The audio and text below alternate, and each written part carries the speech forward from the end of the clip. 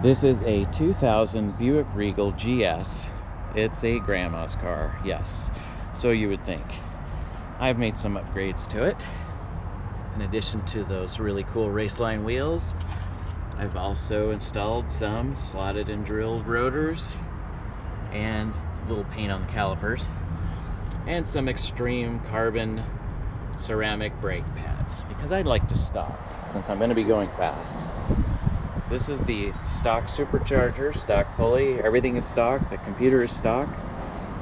I will be adding a ZZPerformance 1.0 PCM today if it comes in the UPS delivery, and I will show a video of the before and after performance profile, including G-force, miles per hour, and the speed profile you'll see on the video thanks to the GoPro 7 Black, thanks to my brother-in-law who let me borrow it.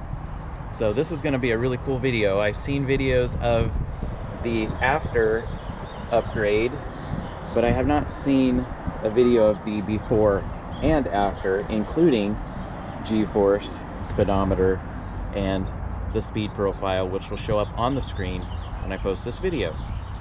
Thank you and stay tuned.